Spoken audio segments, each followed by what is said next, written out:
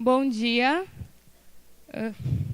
Vamos dar início, então, à nossa quinta mesa, que vai ser Opressões, a tecnologia que ignoramos e o que ignoramos na tecnologia. Eu gostaria de chamar para compor a mesa a Daniela Andrade. Daniela Andrade é mulher transexual, ativista transfeminista, membro do GADVS, Grupo dos Advogados pela Diversidade Sexual e de Gênero, e analista do programa The Tutti Works, atuando no movimento de travestis e transexuais.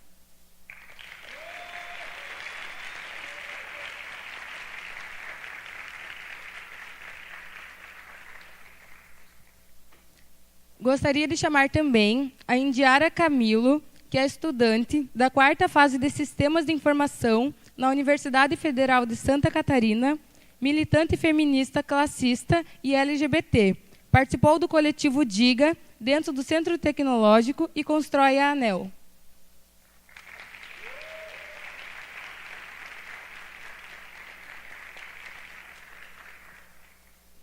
Roberta Lira, cantora, professora de canto, performer, pesquisadora, produtora e ativista acadêmica do curso de Artes Cênicas, uma das fundadoras do coletivo Curima, estudante negras e negros da UFSC.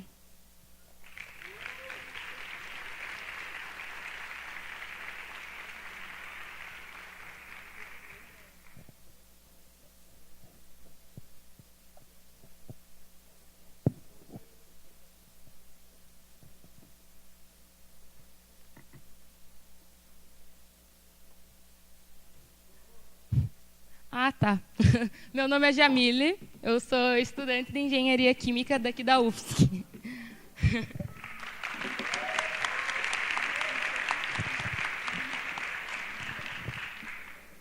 Eu gostaria de passar a palavra a Daniela Andrade, que ela vai abrir a nossa mesa.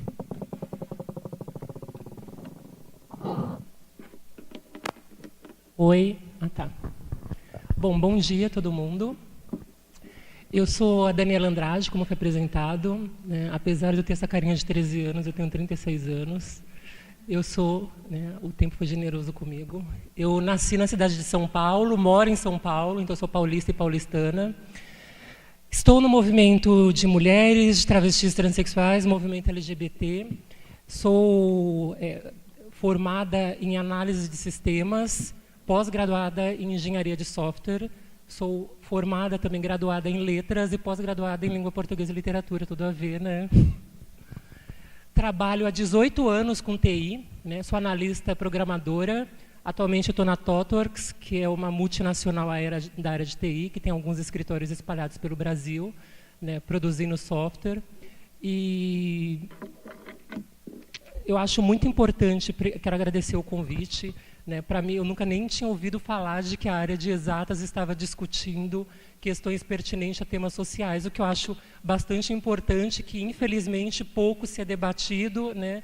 E parece que quando você está na área de exatas, são temas dos quais você não vai falar porque não tem nada a ver com o seu trabalho.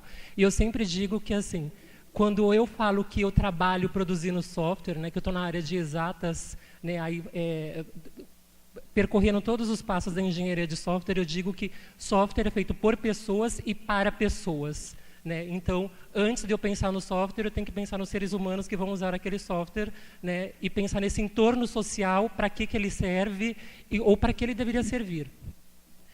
Bem, infelizmente, eu sou 0,01% da população de mulheres transexuais e travestis no Brasil, né, extremamente privilegiada, que conseguiu chegar à universidade numa época em que não existia nome social.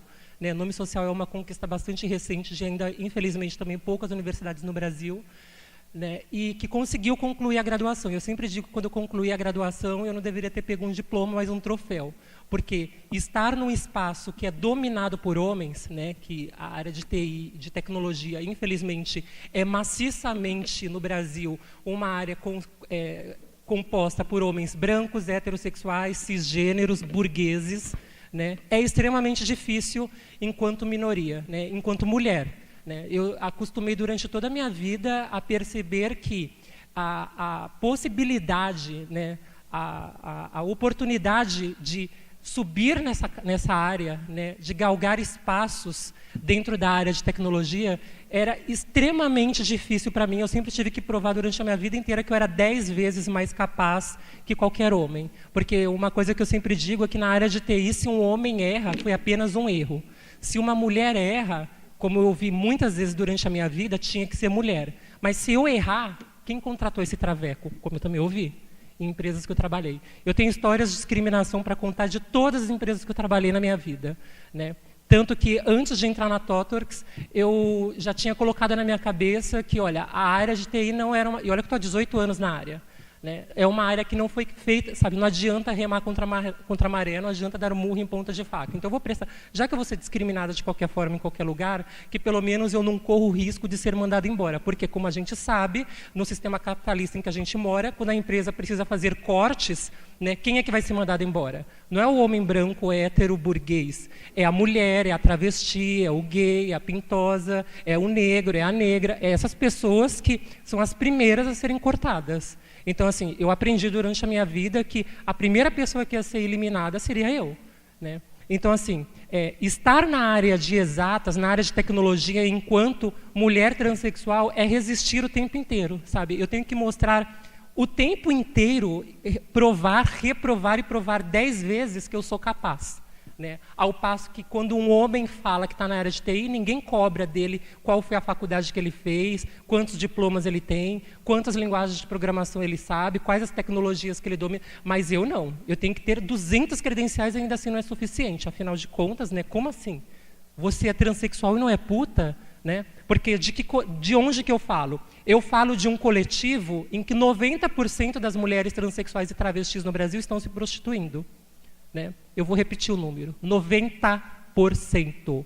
Não há qualquer paradigma dentro da sociedade brasileira, de qualquer grupo populacional, em que 90% desse grupo esteja na prostituição.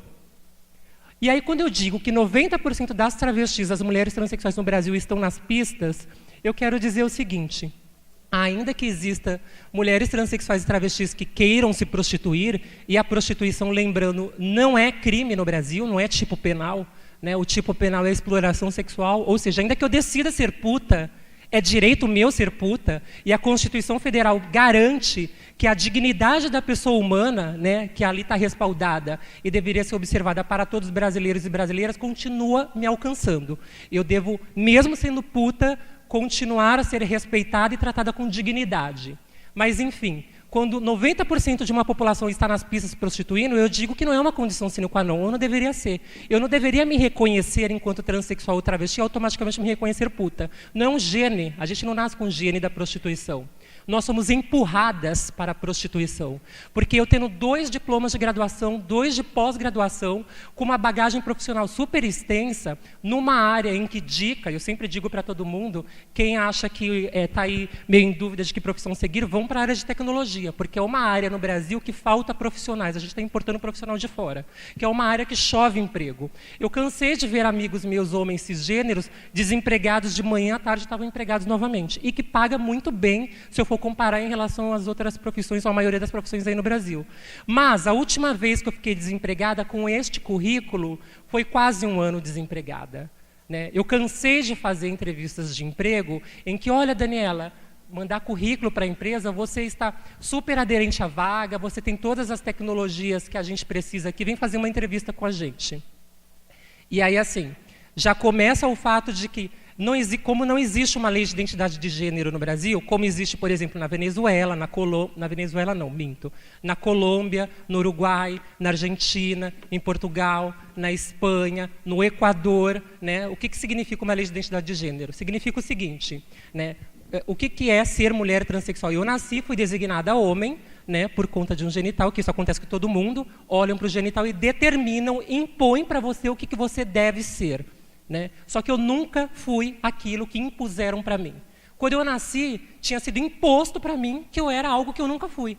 Né? Eu nunca me entendi enquanto homem, eu nunca me vi pertencendo a este grupo. Né? Desde sempre, desde muito criança, eu já me via pertencendo ao grupo das mulheres. Né? E assim, eu tenho um outro grande privilégio, eu entrei com uma ação judicial, né, para que o Estado brasileiro me reconhecesse também enquanto mulher, porque é extremamente difícil você ter uma identidade X, mas os seus documentos estão dizendo que você é Y. E você passa a tua vida inteira tendo que se justificar e ficar se explicando. Então, assim, você chega na entrevista de emprego, olha, eu sou a Daniela, vim fazer a entrevista com a fulana no andar XYZ. Tá, você vai para uma entrevista de emprego, né? Põe a make, ou brinco, ou salto, né? Ou blazer. Aí, tá bom, Daniela, me dá o seu documento. Né? E aí, no documento, eu acabei de dizer que eu sou a Daniela, lá está um nome masculino, dizendo que eu não sou a Daniela. Né? E aí você tem que explicar para um fulano, ali na recepção, que provavelmente, né, e geralmente, jamais ouviu falar sobre transexualidade na vida. O que é transexualidade? Olha, quando eu digo que eu sou transexual, eu estou querendo dizer para você que eu não me identifico com o gênero que impuseram para mim quando eu nasci. Né? Ainda que tenham me imposto que eu sou um homem, na verdade eu sou mulher, e eu quero que você me anuncie como Daniela. Ah, não, Daniela. Isso não pode, porque isso é crime. A pessoa inventa um tipo penal novo. Né? Falsidade, eu ouvi milhares de vezes na minha vida, falsidade ideológica. De tanto que eu ouvi, que eu já fiquei perita em Código Penal. Não é crime de falsidade ideológica. Eu não estou me fazendo passar por alguém que eu não sou e nem estou usando documentos falsos. Aí você pede para te anunciar como Daniela e vai te anunciar com o nome que está no documento. Então você já chega desacreditada na entrevista de emprego. E a primeira coisa que você tem que falar na entrevista de emprego não é o meu domínio em relação à tecnologia, não é quantas linguagens eu sei, não é minha capacidade em torno da engenharia de software, não, é sobre o meu genital. Né? Cansei de ouvir na minha vida, eu estava lá fazendo entrevista para uma vaga de analista de sistemas, e, nossa, mas você é transexual, então você é tipo Ariadna? Não, Ariadna é Ariadna, eu sou a Daniela. Né? Ah, mas então é tipo aquelas pessoas que mudam de sexo? Não. Quem muda de sexo, algumas espécies de peixes, répteis e anfíbios, acontece uma mutação, né? Em alguns cardumes tem muito macho, acontece ali uma mutação, aí passa a ser fêmea. Na espécie humana, não se deita numa mesa de cirurgia homem e dela se levanta mulher e nem vice-versa. Né? Eu sou mulher independente do que eu tenho entre as minhas pernas, até porque, assim, né, ninguém aqui anda, né, a gente não está se conhecendo com genital à mostra. Né? Eu não estou sabendo qual genital todo mundo aqui tem, e tampouco vocês, a menos que eu diga, vocês não sabem qual genital. Se eu tenho um pênis, uma vagina, se eu tenho uma genitália ambígua, né? E nem isso é necessário. Né? O que vocês estão me dizendo, olha, eu sou mulher, eu me reconheço como mulher, me trate como mulher, fim, acabou. Eu não preciso saber qual é o genital de vocês, tampouco vice-versa. E aí, assim, o que acontece na espécie humana é que algumas pessoas precisam modificar seu genital, mas isso independe do gênero dela, porque meu gênero não está entre as minhas pernas. Porque se assim o fosse, o ano retrasado, a Associação Brasileira de Urologia nos deu conta de que houveram mais de 1000 amputações penianas nesse país. Né, de homens que tiveram câncer de pênis ou que o amputaram por diabetes. Né? Então, assim, e acontecem acidentes, a pessoa perde o pênis. Então, quer dizer, o cara tem diabetes, vai precisar amputar o pênis dele. Será que ele deita na mesa de cirurgia homem e quando passa o efeito da anestesia geral, sou mulher? Né? Em algumas pessoas nascidas e designadas mulheres que nasceram com vulva e vagina, vão descobrir, né, acontece aí uma condição chamada agenesia vaginal, em que a pessoa descobre que ela não tem um canal vaginal, ela não tem útero, ela não tem ovário. Geralmente isso acontece lá por volta da puberdade, quando a pessoa percebe que ela não vai menstruar. Né? Será que neste momento ela passou a vida inteira sendo lida como mulher, se entendendo quanto mulher, chega lá na puberdade, ela descobre que ela tem agenesia vaginal e ela não tem útero, não tem ovário, sou um homem. Não é assim que ocorre. Né? Porque a construção identitária, ela se dá independente do genital que eu tenho. Não é o genital que manda no meu aparato cerebral, mas o inverso. É o meu aparato cerebral que dá ordens para o restante do meu corpo. Né? Então, assim, gênero é construção social e identidade de gênero é percepção em relação a este gênero, em relação a essa construção, e tem todo um arcabouço aí histórico, social, né? E que vai acontecendo ao longo da vida. Então, veja, você nasce e você, de repente, vai se entender com o gênero que a sociedade te impôs ou não, que é o caso das pessoas trans. Como diz a Judith Butler, uma feminista de terceira onda, alguns corpos escapam, que é os corpos das pessoas trans. E aí, assim, você se entende enquanto mulher trans, a primeira agressão que você vai sofrer é na sua casa. Né? Eu fui espancada a vida inteira pelos meus pais, porque eu não conseguia me encaixar dentro dessa caixinha chamada homem. Né? Quando eu me assumi, quando eu externalizei a minha condição de mulher transexual, eu fui expulsa da casa dos meus pais.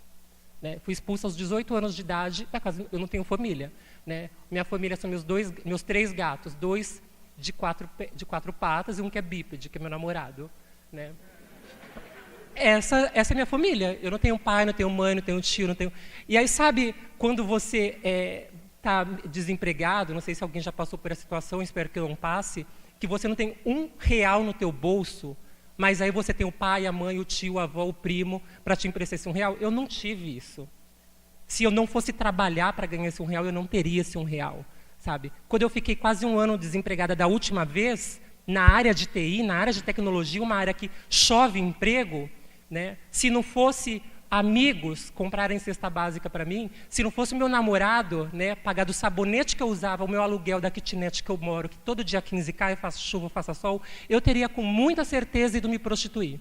E eu me prostituiria com bastante dignidade, porque eu acho que se alguém tem que ter vergonha, não somos nós que estamos nas pistas, são vocês, né? Por que vocês? Porque eu acho que empurrar as minorias para situações de extremo descalabro, de vulnerabilidade social, é sim responsabilidade de toda a sociedade. Porque cada vez que a gente finge que se fulana está na pista, ela está porque ela quer, vai passar um dia na pista, correndo o risco de levar um tiro na tua cara do cliente que está passando, um tiro na tua cara do policial, né? Não, tiro assim, né? Na verdade, quando a pessoa a travesti, a mulher transexual é assassinada, é a corroboração de uma série de exclusões sociais que ela já vem vivendo ao longo da vida.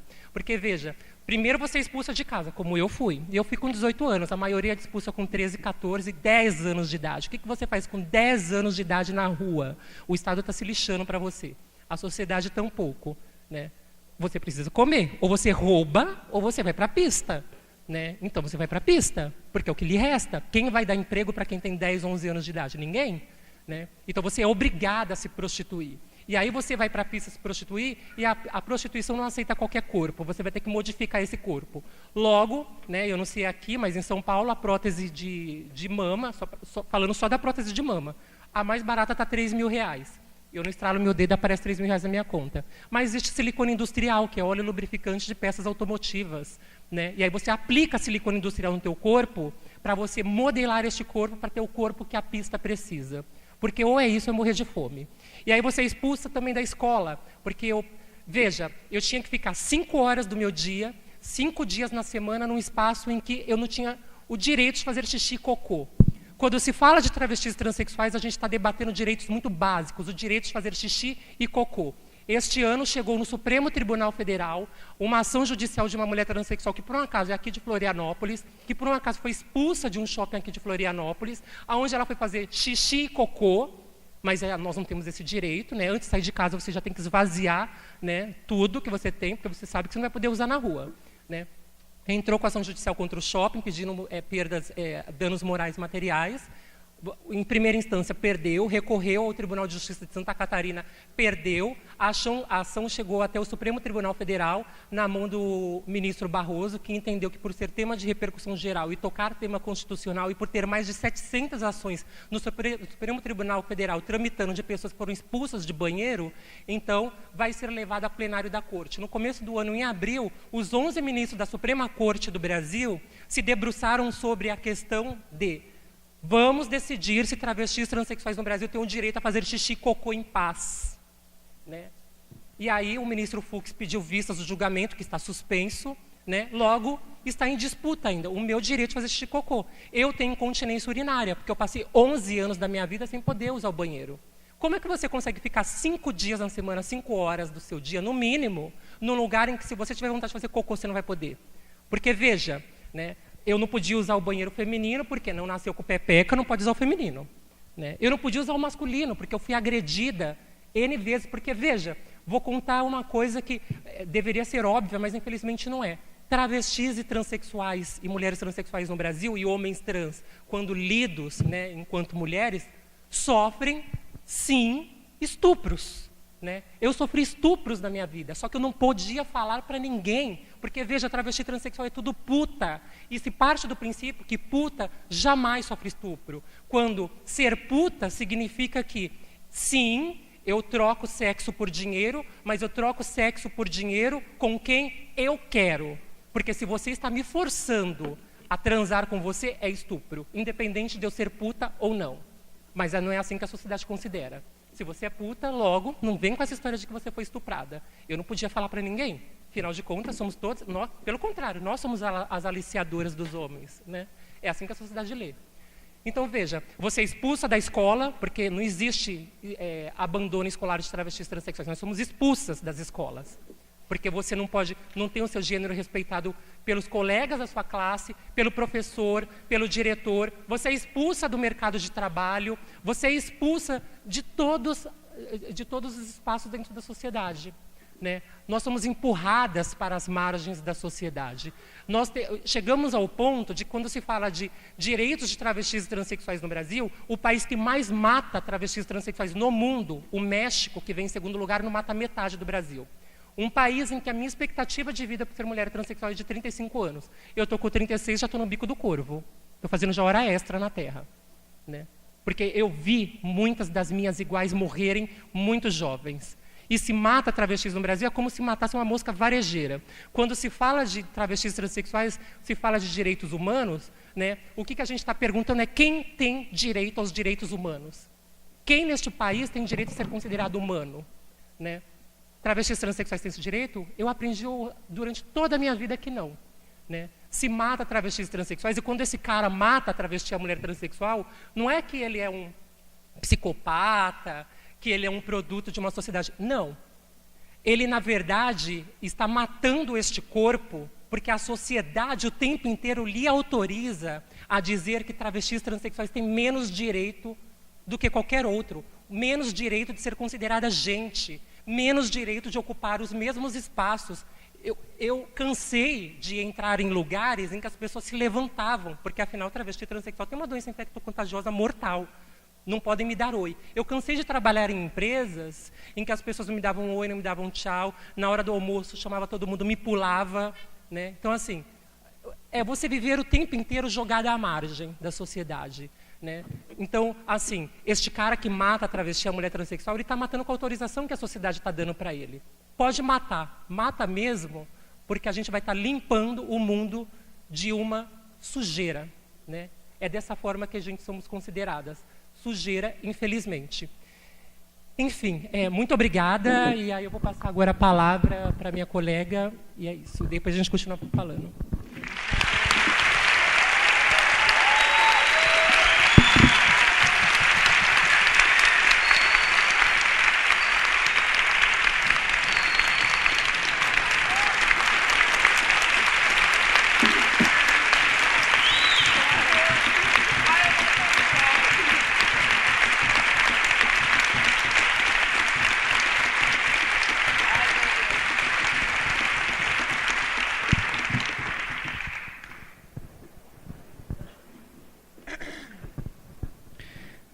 Bom dia.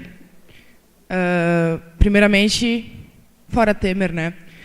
Eu gostaria de também agradecer a organização por me convidar para essa mesa, porque por tempos de nascimento, eu sou uma militante muito nova. Meu nome é Indiara, tenho 19 anos. Eu sou aqui mesmo da Universidade Federal Santa Catarina. Estou no 4º semestre de Sistemas de Informação. Eu sou mulher, eu sou LGBT, eu sou da ANEL, eu sou da Juventude do PSTU e, acima de tudo, eu luto todos os dias para me manter onde é que eu estou. Todas nós aqui, a gente já pode estar há pouco ou há muito tempo dentro dessa área das exatas, mas a gente percebe logo de cara como não foi uma área que foi moldada para nós. A gente percebe isso porque nós já entramos, ainda antes de nós entrarmos, as pessoas nos perguntam, tá, mas o que você vai fazer em civil se você não entende nada de construção? Por que você vai fazer mecânica se motor é coisa de homem? Eu decidi que eu queria seguir a área de tecnologia de informação quando eu tinha 14 anos de idade. Eu era uma das únicas meninas de uma turma de curso de informática e eu era uma das únicas que gostava realmente de mexer no computadorzinho. Mas o curso de informática é esse que minha mãe me matriculou para que eu tivesse acesso para fazer meus trabalhos de aula, porque eu não tinha computador em casa, diferente de várias pessoas da minha idade. Eu lembro até hoje, eu sou uma mulher do interior. Eu vim do interior de Santa Catarina, em Concórdia, que as bases lá são muito conservadoras. Eu lembro que agora, depois de 2 anos que eu estou em Florianópolis, as pessoas ainda perguntam para minha mãe por que eu não volto para lá para trabalhar na Sadia. O que eu estou fazendo aqui? É muito longe de casa. Por que eu estou se metendo num negócio que eu não conheço muito bem? E minha mãe, uma trabalhadora que veio de um lugar muito precarizado, fez das tripas coração para eu estar aqui estudando, tem que ficar aguentando. Pessoas que não conseguem entender. E eu lembro que eu vim para cá e eu pensava que era muita coisa da minha cidade. Tipo, porra, mano, é tudo coisa de gente atrasada, né? Tipo, Concórdia só tem gente que é fechadinha no mundinho, é muito feliz com eles. Mas quando eu cheguei na universidade, eu percebi que não era assim. Eu cheguei lá, meu primeiro dia de apresentação, sentei numa sala e do nada eu só entrava homem, assim. Só homem, homem, homem. Entrou uma coleguinha minha, sentou. Aí eu parei para pensar, gente, 7 mulheres, 55 inscritos, 55 matriculados. Aí eu fui começando a andar pelo meu próprio centro. Aí 2 mulheres numa turma de automação. 5 mulheres numa turma de engenharia civil. Aí você começa a se questionar. Gente, isso era coisa da minha terra ou é uma coisa geral, sabe?